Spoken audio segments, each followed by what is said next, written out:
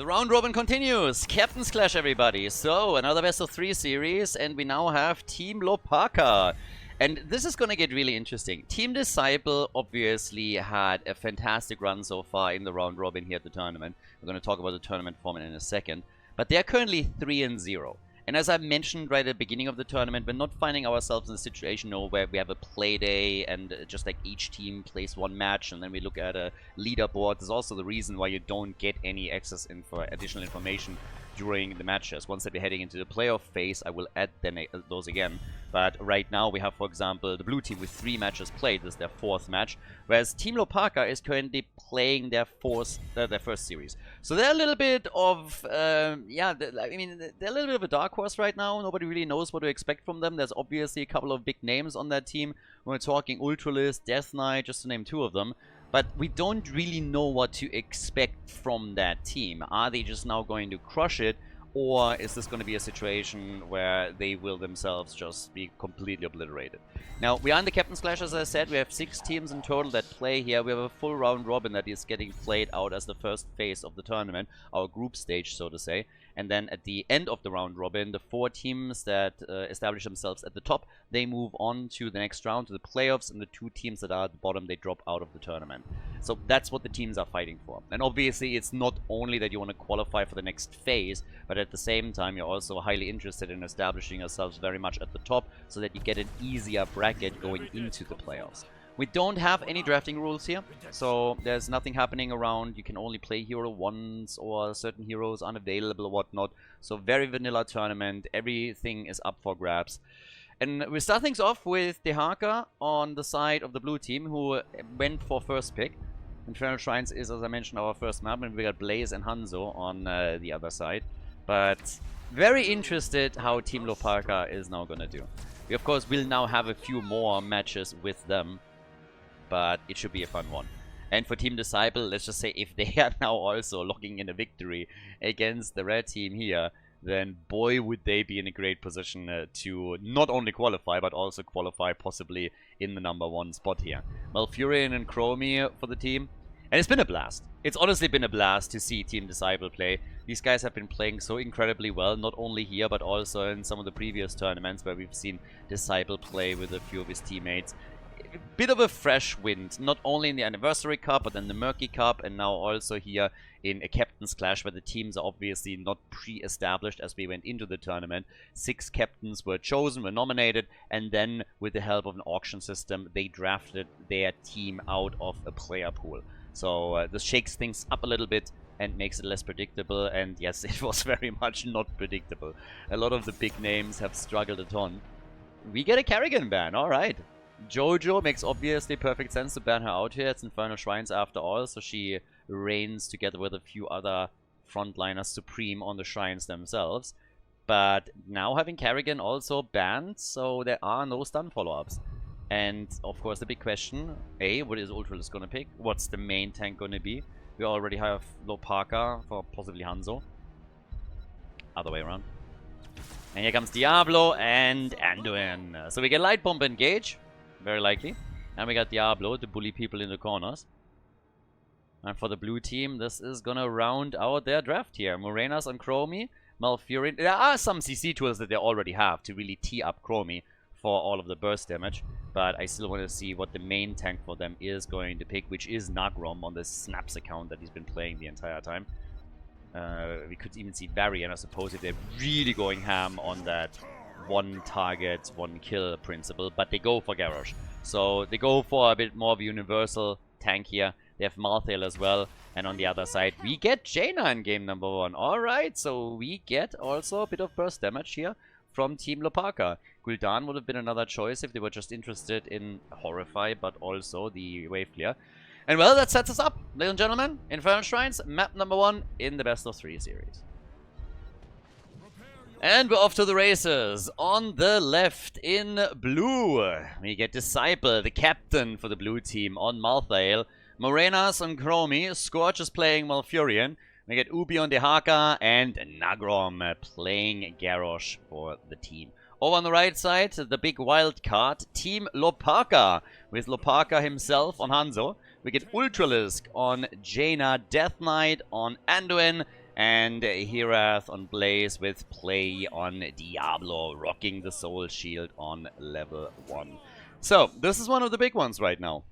I mean, we're at least going to get a power level. No matter what happens here, we're going to get a bit of an idea how well Team Hlopaka lines up against the current leader in the leaderboard. As I said before, Team Disciple has played 3 games, 3 matches, and they won every single one of them. They're 3-0 right now. So if Team Hlopaka wins here, that would be a huge deal. But even if they just take a map that would already indicate that they at least fight for a qualification spot. Team Zerath, for example, they were a little bit less lucky when they entered the rounds finally, and they lost now twice. Very close games though, so I wouldn't count them out just yet, only because they lost 2 times, but we'll see if they can recover. For now, first blood goes to the red team. They were able to take the Arca down, so good for them. And when, yeah, the Crybaby is doing what it does best, it's trying to run away. And, haha, close.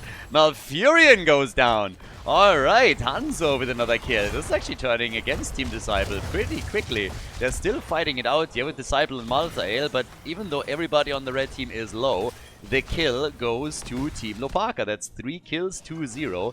Very early in the game, and not a massive lead in experience, but of course, they are now ahead. Half a level, that is bridgeable, but this hurt. This is definitely not the start that you want if you're Team Disciple. It is very much the start that you want when you're Team Hlopaka. Those guys are going to be very happy. Now, if we learned one thing in this tournament, though, it's do not... But, like, again, whatever you do not underestimate the blue team. We had so many games where it just seemed that Team Disciple was already out and had absolutely no chance to recover. And then they came into the late game and just rolled the opponent. So it was pretty impressive. If they can do that again, that would be insane. But yeah, we'll see. For now, it's just all trying to recover a bit from the situation here. The teams are both on level 4. There's still a few camps that were taken. We have 2 camps on the side of Team Hlopaka, 1 claimed for the blue team. And now with level 4 we also get Indomitable for Garrosh, of course, and a Throwing Shade for Malthael, who is busying himself on the camp. This time we have the first objective spawning in the middle of the map, which means that the top lane is going to be a bit more important for those mercenary camps. They are actually sniffing this out, but Blaze is countering this too. And here comes the attack. They're coming in with 4. They want that camp. I'm not sure if they can, but they are hyper aggressive. I mean, seriously, Team Disciple, even after the little beating that they took at the bottom right, is now super eager to be aggressive here on the camp. So they are about to go in for it. But it also means that this one is going to spawn a little bit late. The early position on the shrine goes to the blue team. And even in the middle, they're currently defending here.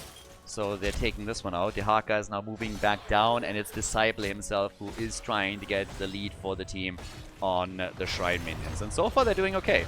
10-11 to 4 is what we're seeing right now. And Garrosh comes in, gets that flip, but the immediate push from Diablo as he gets back out. The camp at the top lane has by now been defeated by Blaze, which means that there's only one team that has a Shaman camp on the top. So this could seriously hurt the top side forward on the blue team side, but they are at least getting a pretty significant head start on the objective and might be able to lock this in. The early level 7 talent, on the other hand, is a problem. Ultralis, yeah, he's gonna die. He got level 7 for the team, but now he's gone. And we have Team Disciple inching a bit closer to their own level 7 talent, but for now they're just poking from afar. They are 39, so they will get that objective. They get the Arcane Punisher.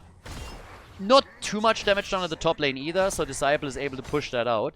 But with Jaina gone, this means that at least the initial attack with the Punisher should be a pretty successful one for the blue team. So Jaina is now back, but they're already breaking through the wall. The gate is gone, and both of those towers will be dropped too. So the Arcane Punisher with a few more Arcane Sentries already spawning here. Some damage on the fort, nothing too insane, but at least a great start for the blue team now after they initially lost 3 heroes in those fights. For now, they were able to take the wall out in the middle. They got the objective itself, and on top of that, they're now also stealing a camp away from the opponent.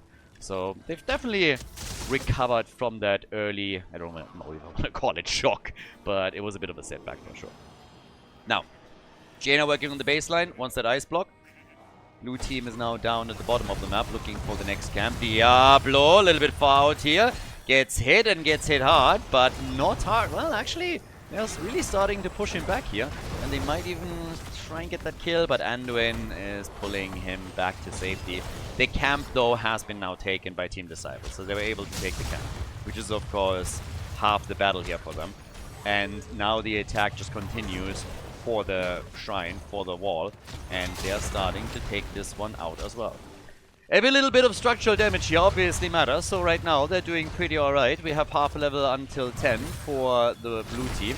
And, well, they're trying to isolate Jaina again. Can they get a kill here? That would go a long way, especially with Garrosh having some trouble too. Jaina is down. They lick on Diablo, but they go for Hanzo first. Hlopaka falls. A little bit of body blocking. Here's level 10 abilities, and that is the first stack for Malthael. Locked in immediately, and then bam, it's a kill. So a quick hit against Diablo. The first stack for Malthael, 5-second cooldown reduction. And of course, the fort at the bottom of the map is now wide open, and they are about to claim this one. Yeah, that was a pretty quick one. That one escalated extremely quickly. So 4 kills to 3. We have level 10 kicking in soon for Team Hlopaka as well. They need that, of course, to not only fight back, but also fight for the next shrine. But just suffice it to say that they are having some issues over here. Because, yeah, they're currently getting a first-hand... experiencing firsthand why exactly the blue team is in the #1 position. Now, this hasn't been decided yet, but this was definitely a bit of a weird one. And, well, there's another quick hit. So they're trying to go for Diablo, and once again, it is Anduin that saves the day. Then comes the arrow from Hanzo as they're attempting to turn it. But I still love the aggression that we're getting from Team Disciple. And another kill attempt, and kill against Diablo. It's 10 seconds cooldown reduction already, and we're only 7 minutes into the game. So Malthael is really getting the stacks in here. Great play by them, and the timing was also superb. So now Diablo does not have a whole lot of soul stacks. Actually, it's not quite true. He's at 98. He was too short of getting his revive. Probably better this way, though, because that means he will be back in time for the shrine, but will still have a decent hit point pool, and will also come back if he picks up those 2 minions, which should be fairly easy, if he dies during the battle. So actually, if he had to die, this was probably the best case scenario for them. But it is the second objective that the teams are now fighting for. So, once again, here's the action. Diablo looking for an angle. Yeah, gets the walls done, is trying to punish Malta a little bit, and comes in with a barbecue. A little Song of Ice and Fire over here as Diablo comes in with the Firestorm, and then we have Jaina with all that ice damage, and all of a sudden this turns. An arrow again from Hanzo, shuts down Garrosh for a second, who's able to complete his quest and tries to get out of the fight. Talking about getting out of the fight, Novi is waddling away too, but is getting body blocked, or was body blocked for a little bit. They're still fighting this one out though. It's 28 to 33, and Malthael will soon be back, and he still has his ult up, so he could drop a quick last right if he makes it into the fight in time. I just don't think he can. Mortar Punisher has already been taken, and they are still fighting the entire time, but Garrosh is down. They went a little bit too far with this. I gotta say, I love that Team Disciple is this aggressive. It's awesome to watch them play. They're doing a great job here, but at the same time, they are, of course, also taking risks, and sometimes those backfire. They had a lot of situations where the risks paid off, but right now it was a bit more tricky. This, on the other hand, is working out really nicely for them. So Hlopaka is going to try and interrupt whoever rotates towards the top. Look how safe Ultralis does this. I mean, this is the safest path you could possibly take to go to the top. He knows there is going to be a trap set somewhere, but the fort still falls. Ultralis, mega safe rotation. Hlopaka gets sniffed out. Is going to try and get away here, but honestly, chance of Ubi escaping are fairly low. Gets a lick out, but we also have the water elemental already being cast, and Hlopaka is indeed gone. And what? Drops off the platform. Oi, oi, oi, oi. Ooh, that, that is a long fall. So yeah, bye-bye Hlopaka. It was a nice one. The physics and the ragdolls in the game, sometimes they just deliver, I don't know. So, 5 kills to 6. Very even levels. By the way, the damage down here, very, very limited. So, they didn't go too hard for this. But, now down at the bottom of the map, Nice little play. They're coming in for Jaina. Can't get the kill here. The problem is that Nagrom might now be in trouble. They have some extra aggression happening over on the right side. The Haka comes in. Jaina is gone. Garrosh got a solo kill against Jaina. The hell? And now Diablo goes down with a third stack for Malthael. This is getting a little bit insane. Nagrom, how the hell did you put that one off? That is nasty. Garrosh gets a solo kill on Jaina, and then they also take down Diablo, which gives a third stack to Malthael. Yeah, not too bad. Pretty solid here. So now in comes Diablo again. The arrow, and yeah, he gets a little bit of sustain. Can he actually survive this? And trying to come in with another kill on Diablo. So far, Malthael doesn't have his ult back up.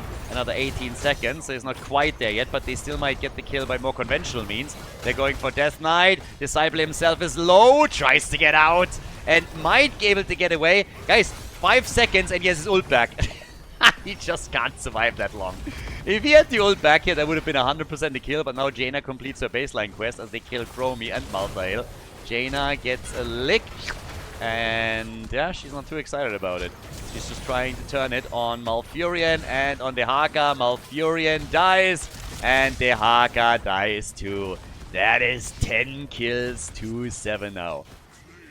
Yeah, that changed the flow of the game fairly quickly. 2 forts are destroyed. Structurally, Team Disciple, hands down, in the lead.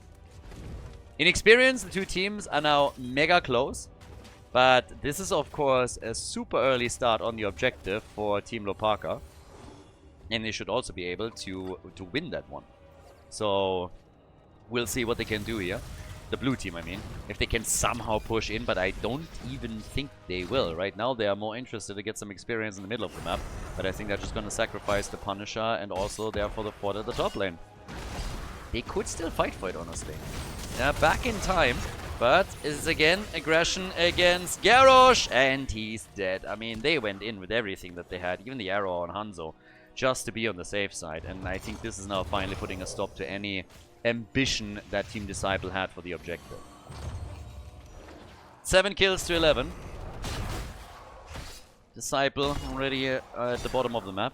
In damage, we have Chromie on 32,000. Malthael is at 30k. So the two of them are doing fairly alright. But then you have Hanzo with 41,000. Jaina is sitting at 25. And even Diablo. I mean, if you just look at Diablo with all of the wall stuns and everything that he's been contributing, he's sitting at 25,000. Not bad for a main tank. Especially when you compare this, for example, to Garrosh. But here now comes the attack. So this is the moment where the topside fort will likely fall. Malthael is still pushing the bot lane out and is going to force Blaze to react to this. Could still try and interrupt him. Maybe even push the middle slightly. But the topside fort is the first one to fall here as already expected. Malthael searching for a bit more experience, and they could turn this into a fight. I mean, this is a 5 versus 4 if this comes to pass. And this is exactly what Garrosh is now currently looking for. Is already flipping Jaina around a bit. Arrow stuns out the 3 in the back, but keep in mind, Malthael has his ult back. Malthael has his ult, and wow, Hlopaka made it. No stack. No stack for Malthael. Anduin is low and gets killed. Diablo and Hanzo also fall, and it's the end of Jaina as Ultralis gets chased and murdered. 11 kills to 11. Team Disciple delivers again with all of the aggression that we're used to from them. The Punisher still alive and kicking is going for the keep at the top that they will have to deal with. Chromie is responding in the middle of the map herself with some sweet aggression and will take down that fort. But it's also, of course, quite important that Team Disciple is about to hit their level 20. So Nagrom is just simply going for the minion waves, not really interested in the Punisher itself. That still does damage to the keep, but they are just letting the keep itself deal with all of this. Now that we are sitting on level 20, they're starting to bully everything in the middle with the Lunar Shower now in play. No one can stop death with the Contagion and also the Titanic Might. But yeah, this is a level. One level that has to be bridged before Team Hlopaka hits their level 20 and therefore their Storm Talents. So perfect opportunity to steal a couple of camps away from the opponent, which is exactly what they're doing here. Down at the bottom of the map, we're now having Ultralisk starting to defend, at least attempt to. And the push in the middle is going to cost the red team very likely at least the wall. The first tower is already down. They're working on the gate. That's going to give them additional vision of what's happening behind it. And they can use the camps at the top to push a bit further. The next goal is, of course, the objective at the bottom of the map, but that hasn't even been announced yet. So as long as they can just siege up here with range damage and start to slowly take the hit points of the mid-keep away, that's going to be nice for them. Yes, the play once more for Diablo. Alright, he might not be the only one. They, of course, want that last rights, but he's a little bit too trigger-happy on last rights, honestly. He has thrown out two that just were very telegraphed, and where it was quite clear that they wouldn't lead to a kill. It forces the opponent back. I mean, they're aggressive around it, and the cooldown is not that big anymore with a 15-second reduction, but I think he could work on a few more kills here. Play also sniffs out Disciple, but level 20 is now about to be ready for Team Hlopaka. And then it will get really interesting with 20 on both sides. So here we are. Wintermute, Sensor. We're getting also Hellgate and the Bullseye. Hellgate had to immediately be used as Garrosh realized that he's having some problems. Oh boy. But also, we're now looking at Unraveling here. So, fantastic zone control from Chromie on level 20. And they're just trying to zone them away from the Shrine, which hasn't even been announced yet. You have a global which can control the side lanes. That's obviously another huge advantage currently for the blue team. Hanzo still with the top damage in the game. Diablo and Jaina on identical damage, essentially. 4 deaths on both of them. It's actually kind of interesting when you think about the numbers that we're seeing from the two. But 46,000 for Malthael. So Malthael is by now the top damage dealer on the blue team. So Disciple is really delivering on those numbers. Now the objective is announced and they're going immediately for the top side Shaman. So with the Bruiser camp taken, there will be pressure against the keep. And one of the towers isn't super low. So this one could get damaged just by the top lane pressure. And of course, by the fact that Hlopaka is going to sit on that top lane a little bit longer and will start to take those waves out. For the red team, everything hinges on the objective, but it's going to cost them at the top. That's an inevitability at this point. Hlopaka can wait this out, maybe even take another minion wave out. If he can, great, but the fight is happening. And the kill. The kill and the stack as Garrosh came in and delivered. Jaina, Hanzo, both down. And what an absolute disaster. Everybody's dead with the exception of Diablo. And spoiler alert, he doesn't make it either. 5-man team wipe. The entire team gets murdered. Hanzo was the first one to fall. A second later, they went for Jaina. What a beautiful battle by Team Disciple in this huge team fight here. Extremely well done. 16 kills to 11. And that seems to tee them off for a victory in game number 1. As they're going straight for keep and core. But what a beautiful fight towards the end. Team Hlopaka with a nice showing, honestly. They were the wild card so far, but definitely a good showing against Team Disciple on the first map. Let's see what they can do in the series. But they could definitely compete to make it into a decent spot here in the round robin. But Infernal Shrines goes to Team Disciple. GG and well played. We're going to head in game number 2 in a second. Guys, if you enjoy the content, if you like the coverage here, please subscribe to the channel and like the video. It really helps to spread the videos to people that were interested in Heroes of the Storm in the past and might rejoin the game. So spread the love a little bit, help to promote the games here, like and subscribe, and I hope that you enjoy the rest of the series.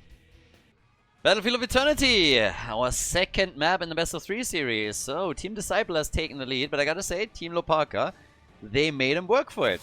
Now, this series isn't over. They can still bring this back. But let's see what we're now getting. Again, no draft restrictions. Everything is up for grabs. Also, as we're heading into game number 2, I want to give a big shout out to everybody that is supporting the stream on Patreon. Thanks a lot. If you guys want to become a supporter there, you can check that out. Best way to support the stream. I said it 1,000 times in the past. I'm not the best social media person. If anybody here follows me on Instagram, they know exactly what I'm talking about. People have been telling me, Khaldor, you have to actually post a little bit more, not only when you crash on the bike every 2 years. And I will try, but it's not, it's tough for me. But when it comes to organizing tournaments and doing stuff for the Heroes of the Storm esports community, that's where I deliver a little bit more. So as I always say, like, not words and posts, action. That's where we're headed. So if you want to support any of those, the tournaments that we're hosting, and all of the events that we have hosted ever since Blizzard abandoned Heroes Esports, then the best way to support that is over at patreon.com/Khaldor, which also means big shout out to everybody that is already a supporter there. So yeah, thanks a lot. Means a lot and helps a ton to keep the scene alive here and give us tournament after tournament. And in this particular tournament, we now have a Chen first pick. I kind of like it. Ubi's Chen was even banned out a couple of times. I'm not sure if it's really worth the first pick, but I like that they are so zoned in on that pick that they're saying like, alright, whatever, we're gonna take that immediately. Now, what else are we getting? We need a little bit of immortal damage, and apparently a lot of that is gonna come from Li Ming. She's obviously the poke monster on this map. Hanzo and Blaze. Hanzo is probably still your best damage dealer when it comes to the immortal itself. But Li Ming can... She can force a team to do something, to respond.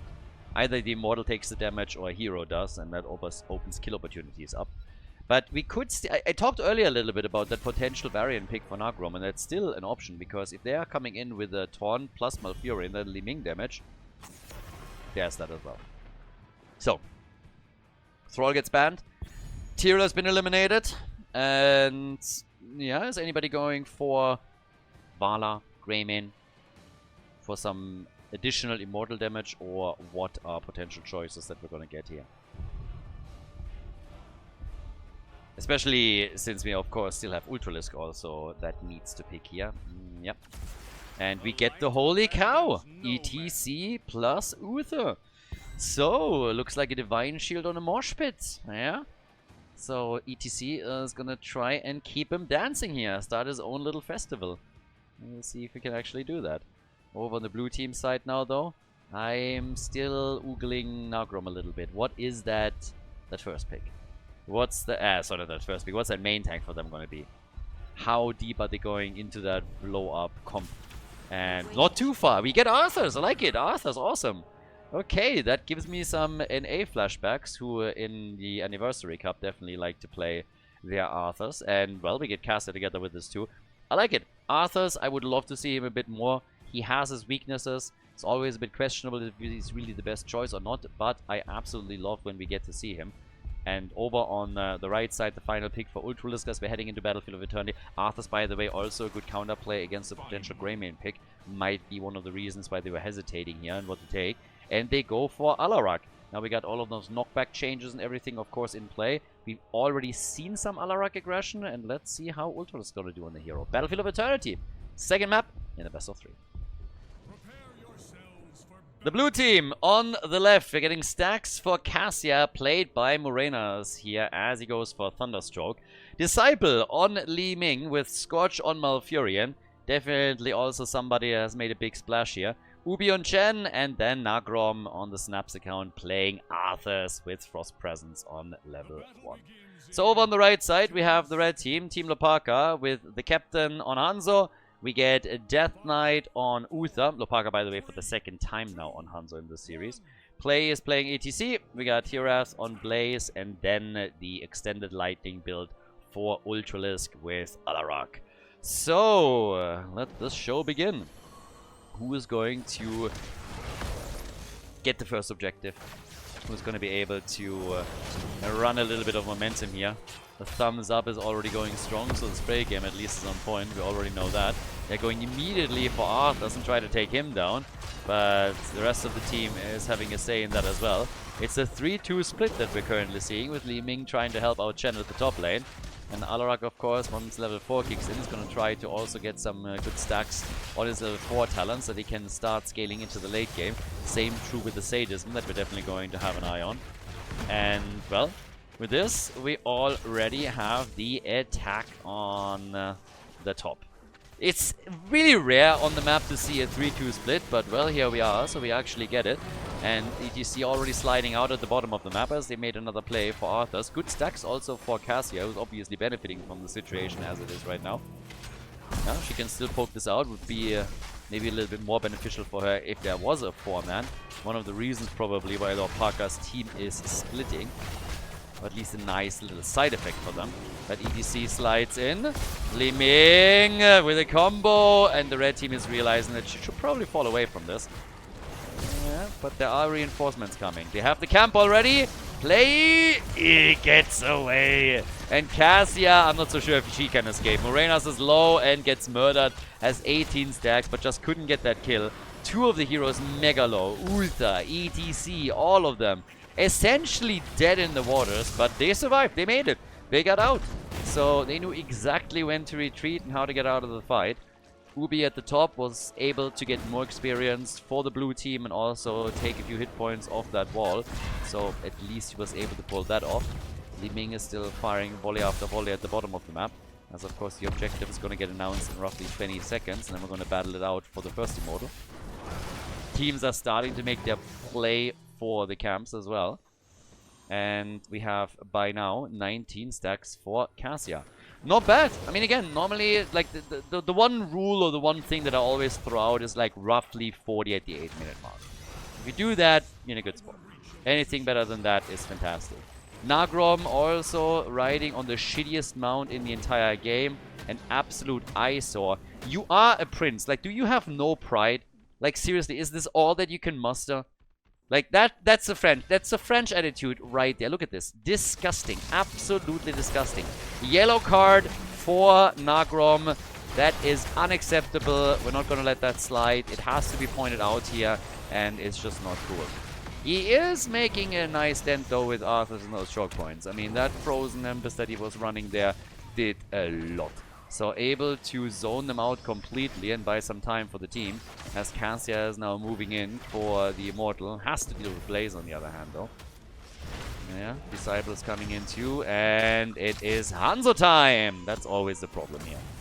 You can look at some decent team fights and sweet moves, but then Hanzo enters the fray and all of a sudden your Immortal is just getting chunked down with every single attack, and that's exactly what we're seeing here. But they still win the halftime show. So that's a win for them. And by quite the margin, I gotta say. So for Team Hlopaka, they gotta be a bit cautious here. And it seems to be a race between the two teams. Play is still attempting to interrupt as best as he can, but the blue team was quite confident that they can win this one, even with Hanzo on the other side. And you know what? They actually made it. 1,800 hit points, that's the difference here. And that is, yeah, pretty nice. So, oh! They go for Arthur's, and that's a kill. First blood was a bit earlier when we saw Cassia fall, but this is the second kill now for the red team. And we haven't seen a single one for Team Disciple. So the attack is centering towards the top now. We still have, well, Chen and Li Ming down at the bottom of the map. So they're not going to get too much here. If they can destroy the entire wall, they're probably going to be happy with it. 5 stacks for Alarak, by the way. And Cassia. Cassia's a little bit low. Gets body block. Gets those heals. Turns it. Gets the hits in. And is getting really nice stacks here. 32 stacks for her for now. And we got also the grounding rod now on level 7. And they're not giving up here. They're trying to go for the kill on Alarak. And, well, he's still fine. Turns it around too. And gets those stacks together. He needs them. Has 2 quests completed on level 1. 7 stacks on level 4. Again, Nagrom a little bit low with Arthur's, but a nice root from Alfurion. The combo not quite playing out for Alarak. So Ultralis has to back off here. And Blaze is the only one that is fighting against the 2 heroes at the bottom of the map that pressure him more and force him back here. But he's still holding his own, and now the rotation from the top is actually coming. So they're starting to retreat. 37 stacks for Cassia. So again, really nice numbers that we're seeing from Morenas. And Arthur's is nearly done with his level 4 quest. Yeah, these two are a little bit cocky as they ride into battle. Somebody had to do it. Cassia, low and alive for now, and a little bit longer. Blaze dies at the bottom of the map. Might not be the only one to fall, but that fight... Yeah, Hanzo dies too, bot lane. But over here, Alarak is dead. Loses the sadism that he was holding, and now they're going for Death Knight, and he doesn't stand a chance either. First you have Arthur's just slowing them down the entire time, and then the roots from Alfurion are obviously also a lot easier to hit. So big aggression at the bottom of the map as Fat Illidan is jumping in and is trying to take out the bottom fort, and top side with the help of the camp that they were now able to grab they are making a move for the structure as well. Which means that we're now looking at level 10 abilities very early in the game for Team Disciple with an objective up on the map. So this is a bit of a disaster for Team Hlopaka because they do not have level 10 abilities, meaning that they can essentially not fight for the Immortal. They just have to let this one happen. We got Sindragosa for Arthurs, the Kek for Chen, and he's already kecking it up a little bit here. But the halftime show is won, and there's absolutely no hopes for Team Hlopaka to get their level 10. I mean, no whatsoever. Both of their forts have been damaged.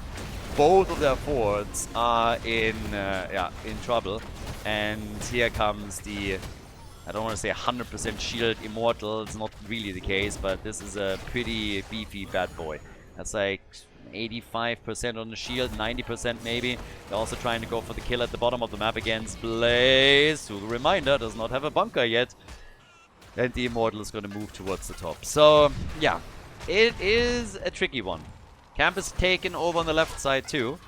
Arthurs is actually not at the top. I would have expected with Sindragosa for him to try and get some action there.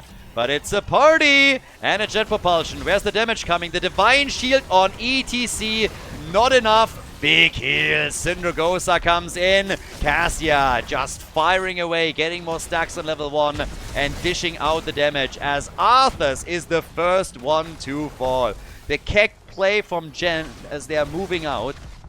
All the way up at the top, the fort is already gone, and this is now moving forward to try and take the wall out. But down at the bottom of the map, we're still having the blue team with more aggression as they're attempting to take the second fort apart. Hanzo is the only defender at the top side.